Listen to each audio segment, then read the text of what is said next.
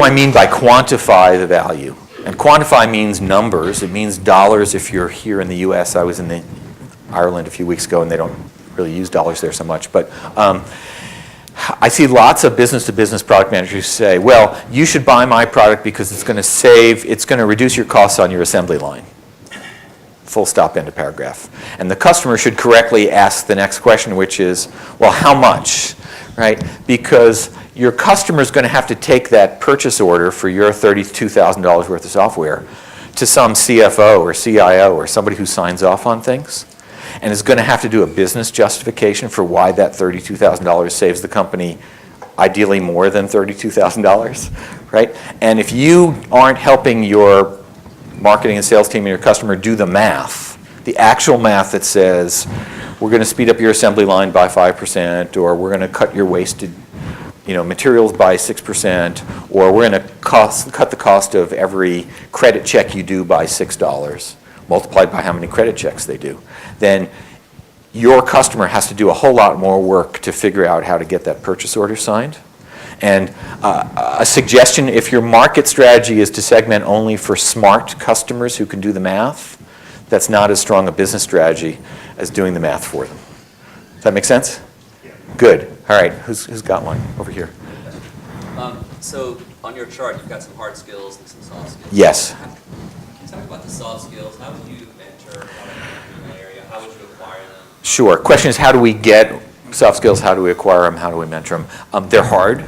A question I get a lot is it easier to turn an engineer into a product manager or a marketing person into a product manager? Both are hard, right? I think the soft skills need to be coached. Sometimes we do a lot of playing the what-if game. I have folks on my staff pitch me or talk me through the thing. I do a lot of quizzing about why the folks over in accounts payable act the way they act, or why salespeople are making this call, right? So a lot of scenario planning around trying to understand what's in the heads of the people you work with. You guys may know this, why is it that every sales rep knows that the one feature that's necessary to close his deal is the most important feature in the company, right? Actually, it's probably not true for any of your companies, right? But we pay sales reps to close individual deals, not to think like strategists. So how do we play the game? How do we pretend to be sales reps around the staff meeting table for 15 minutes? How do we, well, one other thing. Whenever I'm going to bring engineers, developers into a customer meeting, there's a little charm school prep here. And they're told they're not allowed, for instance, to say the following things. What are engineers not allowed to say in customer meetings? That's stupid, right? You're not allowed to say, let me explain why that's really stupid, Mr. Customer, right? You're in fact not even allowed to imply that you're smarter, right? You're not allowed to say, oh yeah, no problem, I'll have that whipped up by 5 o'clock, you'll have it by Friday, right? And you're not allowed to say, oh yeah, we looked at that enhancement back in 2007, it really didn't make much sense, it's number 946 in the backlog, we'll get to it never, right? In fact, usually the rule on their first customer meeting is you may not say anything at all unless I ask you a question directly. And if it's a yes or no question, the only two acceptable answers are yes and no, right? Once they get through that a couple of times, they can talk, right? So soft skills are hard to get. Nobody's teaching them to you. So, you need to think about mentoring the folks on this, and sometimes you need your own mentoring. And nobody tells you that when you sign up for the job. Any practical advice on managing information? Because a lot of product management is about information management. Right. And information coming from various sources. Sure. The question is, how do we manage information? Mind maps. Mind maps, whatever. So I think there's an infinite number of ways to represent information, and none of them are perfect. And take the ones that work for you, mind maps or lists or whatever.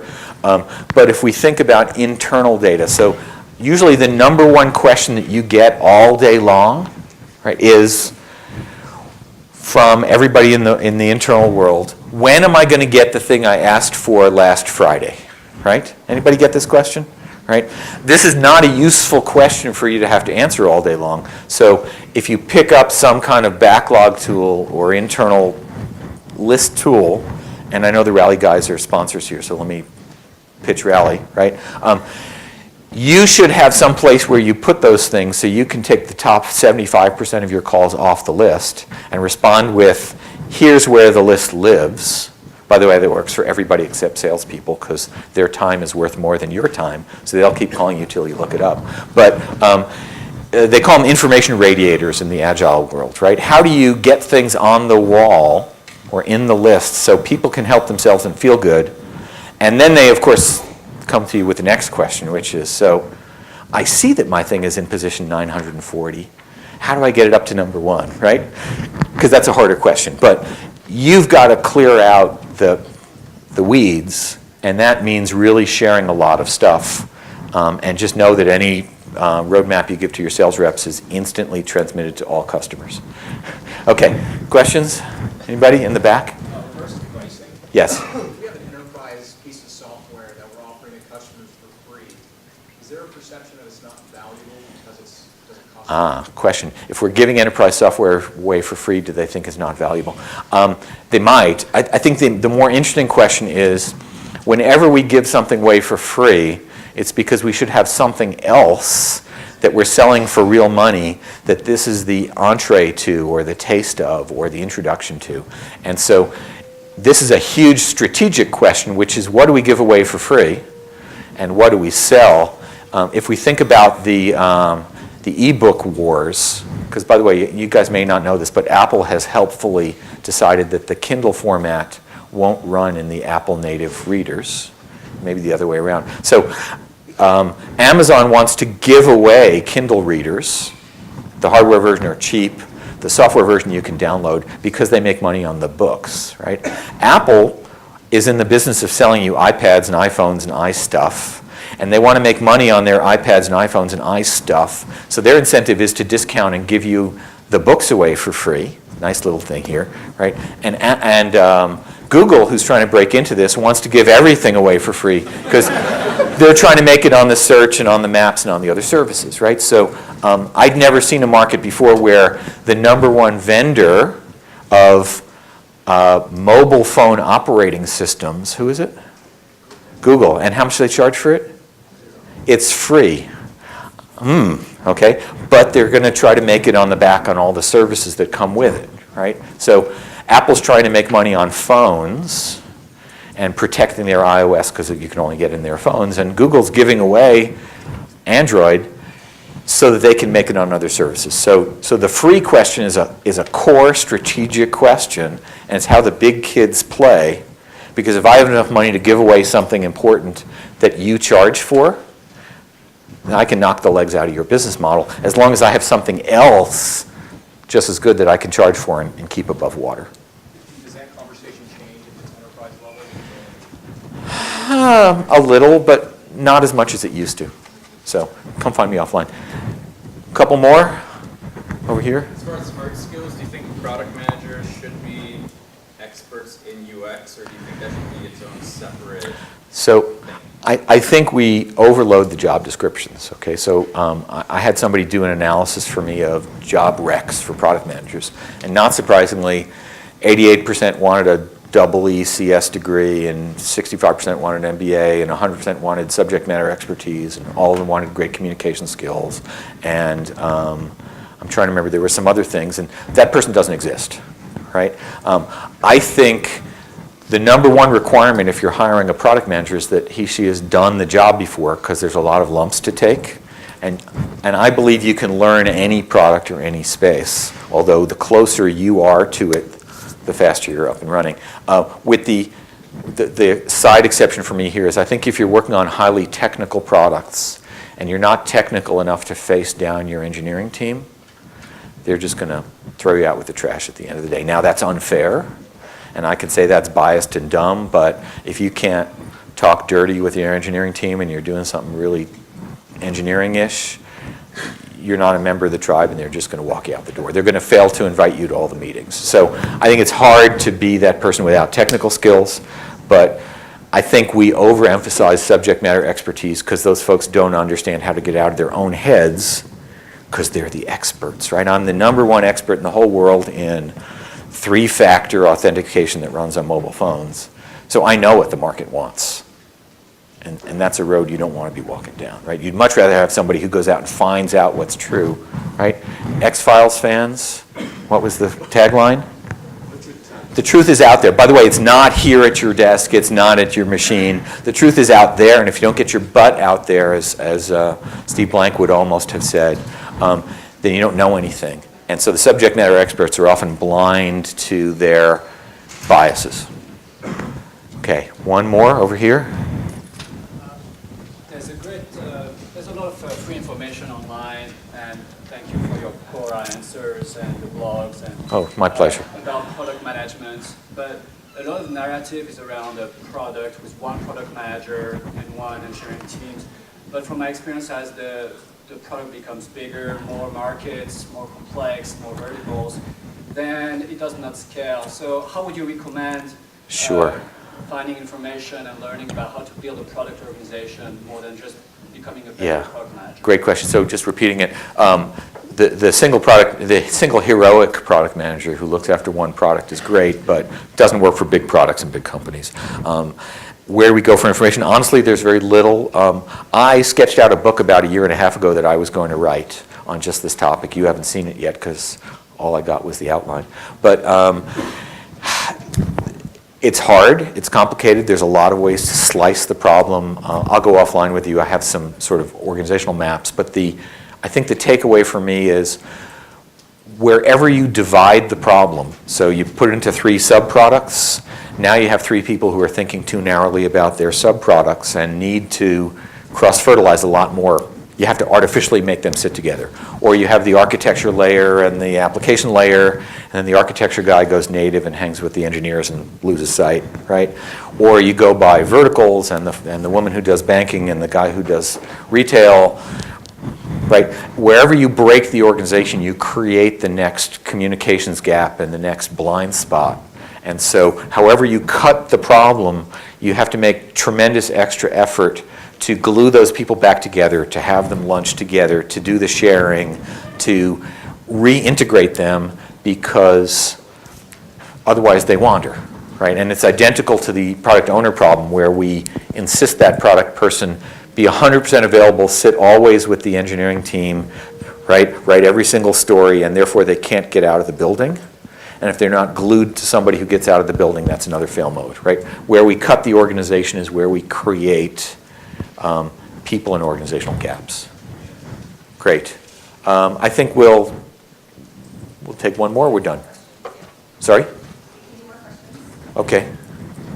So I think it's interesting. I love the talks, and we see like sometimes I get these pictures in my head of like what you think you do, Right. versus what everybody what you really do. And so when we all see these things, what we think we do is like we're all Steve Jobs. That's right. But in reality, you're like some clerk working in the basement. Indeed.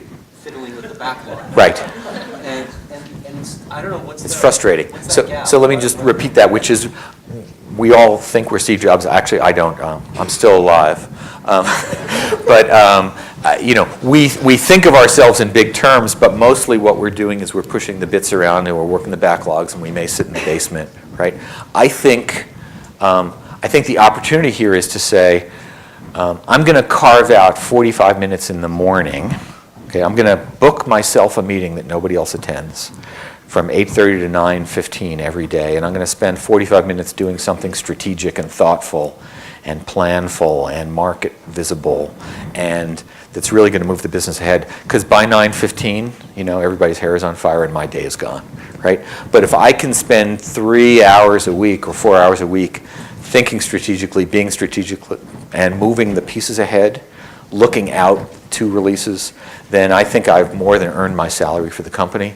Because honestly, if all I'm doing is moving the pachinko things around and playing with the backlog and writing stories that are never going to see the light of day, they could have somebody less experienced do it and get the same result. So, again, back to the point, the narrow day-by-day deliverables aren't the thing that makes us great. The thing that makes us great is that we understand what those deliverables should be, and we have a plan for them, and they adhere into some greater whole.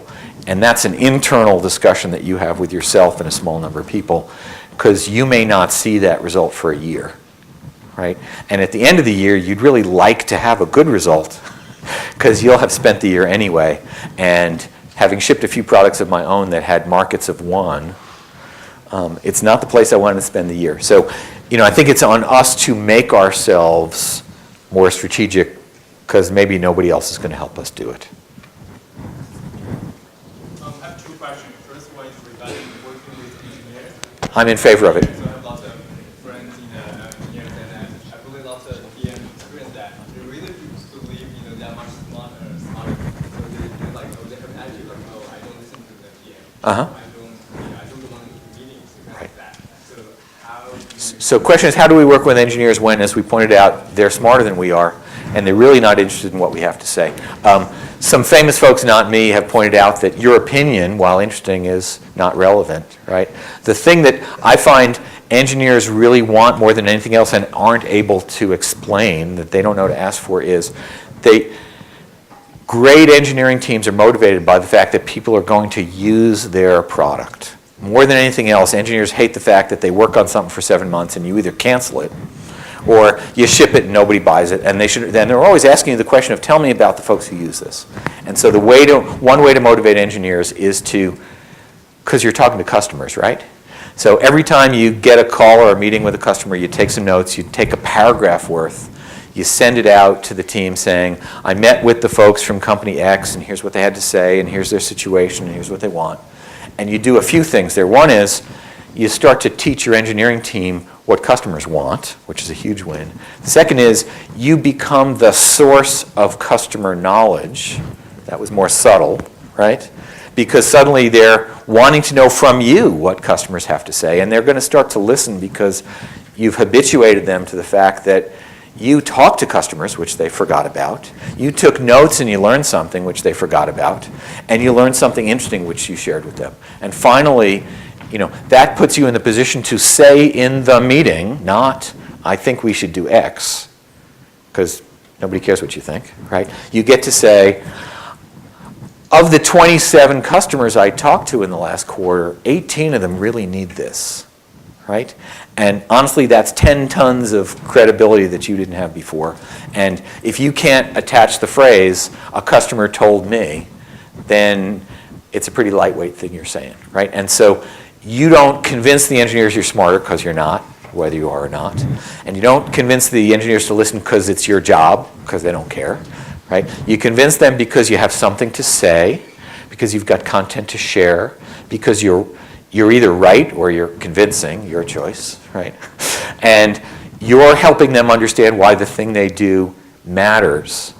Because more than anything else, they want to know that they're solving a problem for people. They don't actually care about the revenue so much, most of them, unless they have options.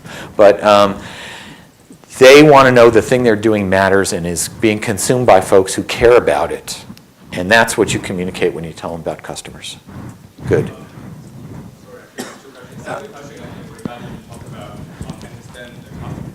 Yeah.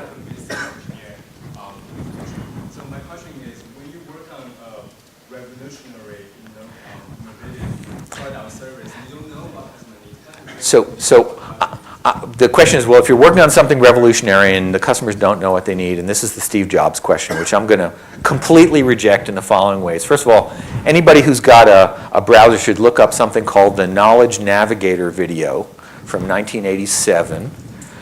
For bonus points, this is the video that laid out the entire vision for the iPad. It's from Apple Computer, and the CEO of Apple Computer in 1987 was John Sculley. Okay? Steve Jobs was not the person who put the iPad idea together. He's a great showman. I have huge respect for him, and I'm no Steve Jobs. But I would say there are very, very, very few new revolutionary needs in the world. There's only new ways to meet them. Okay? The Zipcar folks figured out that car rental agencies at the airport by the day were stupid, not that nobody had figured out how to rent a car. Okay?